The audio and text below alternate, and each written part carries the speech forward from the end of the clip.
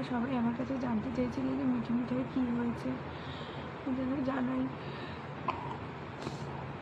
সবসময় মিঠি মিঠাই দুজনকে নিয়ে ভিডিও করে আছে, একজনকে নিয়ে ভিডিও করতেছে না।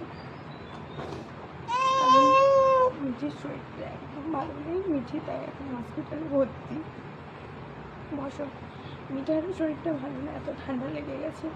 কোথার থেকে কী হয়ে গেল না বুঝতে পারছি না। মেয়ে দুটোর এত ঠান্ডা লেগে গেল না, আমরা ওদেরকে সারাক্ষণ যত্ন করে রাখি। একটা জামা যদি কোনোভাবে ভিজে যায় সঙ্গে সঙ্গে চেঞ্জ করাই, গা মুছে দিই, কোথার থেকে কী হয়ে গেলো বুঝতে পারছি না। তো গতকালকে মিঠিকে হসপিটালে ভর্তি করা হয়েছে। তো ওর এত বাড়াবাড়ি, এত পরিমাণে ঠান্ডা লেগে গেছে, মেয়েটা নিঃশ্বাস নিতে পারছি না। তো আমরা যেই ডক্টরকে ওদেরকে দেখাই, ওনার কাছে নিয়ে গেছিলাম। উনি দেখে সঙ্গে সঙ্গে উনি রেফার করেন আমাদেরকে যে ওকে সঙ্গে সঙ্গে হসপিটালে ভর্তি করতে হবে। তো ওনার কথা শুনে আমরা তাড়াতাড়ি করে হসপিটালে ভর্তি করি।